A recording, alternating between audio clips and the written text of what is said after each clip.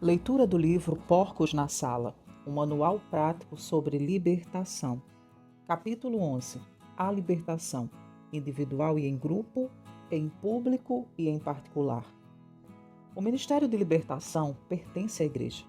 Ele deveria acompanhar a pregação, o ensino e a cura.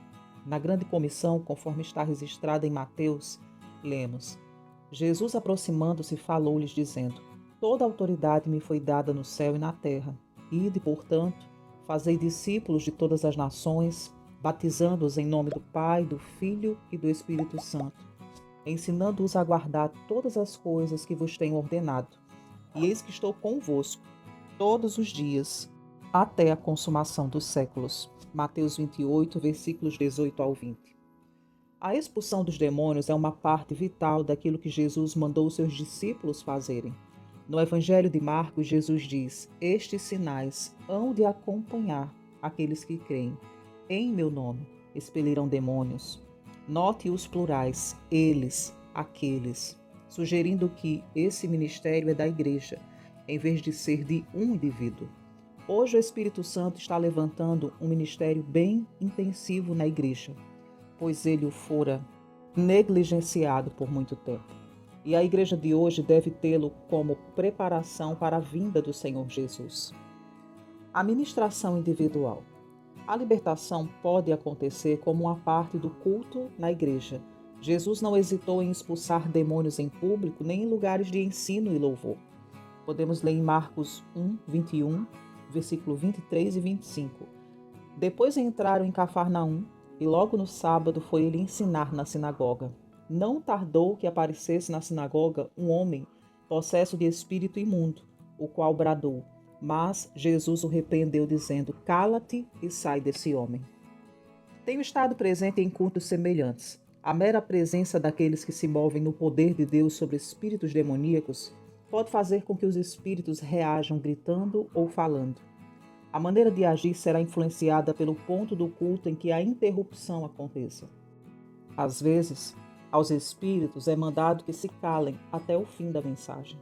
Assim, os demônios ficam amarrados até a hora apropriada para expulsá-los. Em outra situação, a libertação pode ser feita imediatamente. Isso aconteceu uma vez comigo durante o culto. Ao fim da mensagem, os espíritos demoníacos tomaram um casal. Eles eram cristãos, mas não conheciam nada sobre o batismo no Espírito Santo.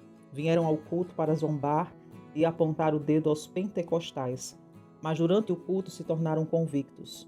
A mensagem enfatizou o poder do sangue de Jesus. A mulher começou a tremer violentamente. Quando seu marido foi para mais perto dela a fim de ajudá-la, os demônios começaram a gritar também através dele, o qual começou a tremer. A congregação continuou a cantar louvores e alguns de nós ministramos ao casal na ala entre os bancos da igreja, até eles ficarem libertos do ataque demoníaco. Logo em seguida, pela oração, eles ficaram cheios do Espírito Santo e passaram a falar em outras línguas, segundo o Espírito lhes concedia que falassem. Atos 2, versículo 4.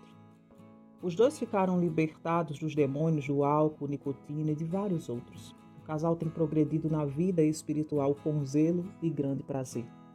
Até este ponto, no meu próprio ministério, a maioria dos casos de libertação tem sido na base de uma entrevista particular. Nossa equipe vai a uma igreja ou comunidade, a reuniões de ensino e orientação sobre o assunto de demonologia e libertação. As pessoas são encorajadas a marcar uma hora para a ministração, como uma consulta médica. Reservamos 2 horas para cada pessoa.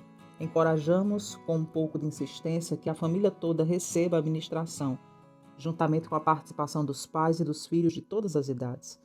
Mais ou menos de 30 a 45 minutos de tempo são usados em conferência e o resto no processo de libertação.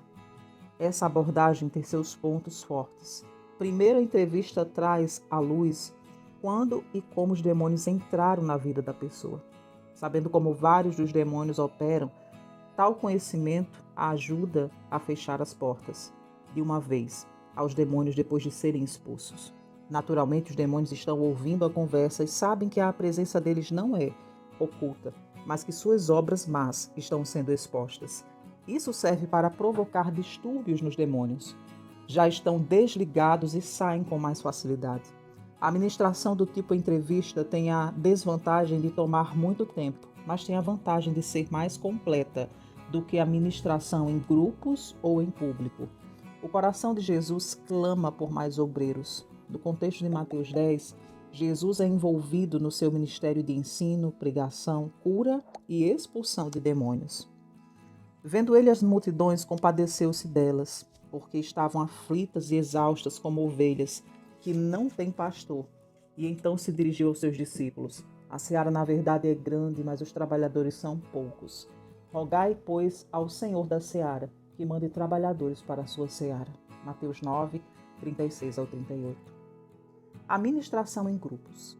A ministração em grupos envolve a expulsão dos demônios em mais de uma pessoa de uma vez. O grupo pode variar em tamanho, de 2 até uma multidão. Que isto pode acontecer tem sido provado muitas vezes por líderes deste ministério. O ministro de libertação mandará os demônios saírem em nome de Jesus e eles começarão a sair.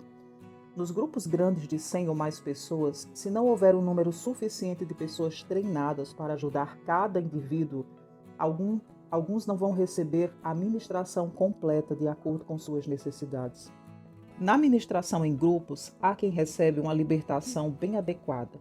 Uns recebem menos que o necessário e outros não recebem libertação nenhuma. A ministração de libertação em grupos pode funcionar bem com crianças. Tive a experiência de ministrar a um grupo de crianças de 7 a 12 anos. Nós começamos chamando os espíritos comuns em quase todo menino e menina, isto é, medo, ego, ressentimento e raiva. Depois de uma lista dos espíritos comuns tinha sido completada e eles tinham sido expulsos, crianças com problemas particulares foram ajudadas mais especificamente. Os pais e os pastores das crianças estavam presentes e participaram nas libertações particulares. 2 crianças receberam o batismo do Espírito Santo e uma ganhou libertação em línguas estranhas. Há mais sobre o ministério com crianças em outro capítulo. É inconcebível que Jesus tenha ministrado a cada pessoa individualmente. Ele era cercado pelas multidões de pessoas, à procura de cura e de libertação em toda parte por onde ele andava. Ele e os 12 não podiam ter tomado conta de cada pessoa individualmente. E o registro dos fatos deixa bem claro que ele ministrou a todos que vieram. No seu sermão em casa de Cornélio, Pedro nos conta em Atos 10, 38, como Deus ungiu a Jesus de Nazaré com o Espírito Santo e com poder, o qual andou por toda parte, fazendo o bem e curando a todos os oprimidos do diabo, porque Deus era com ele. Ministração particular ou em público? Às vezes parece que temos de tomar uma decisão entre 2 coisas. Temos de fato de escolher entre libertação em público ou em particular. Está claro que o Espírito Santo tem operado nos 2 casos. Deixe cada crente agir de acordo com a maneira que o Senhor dirigir. A ministração em particular é importante, se não essencial, em alguns casos. Estamos notando que a maioria dos cristãos tem páginas escuras em sua vida. Há coisas que nunca foram confessadas a ninguém. Os demônios prosperam nos pecados escondidos e ignorados pela pessoa. Eles trarão culpa, indignidade, para impedir o desenvolvimento espiritual e o testemunho do crente. Em geral, as pessoas sentem-se à vontade ao confessar essas coisas ao conselheiro de libertação. Explicaremos que mexemos no passado para revelar as portas pelas quais os demônios ganharam entrada, de modo que estas mesmas portas possam ser fechadas para sempre. Alguns indivíduos requerem mais instrução do que outros sobre como conservar sua libertação. Alguns compreendem logo a técnica da luta espiritual, enquanto outros são lentos em aprender. Alguns são mais vulneráveis ao ataque em sua vida do que outros, especialmente no lar. O ministro pesa a importância de cada caso e deve fazer o quanto pode diante de Deus, para que a pessoa que recebe libertação possa continuar vitoriosa. Aleluia! E chegamos ao final de mais um capítulo desse livro tão precioso. Nos encontramos no capítulo 12, que fala sobre a autolibertação.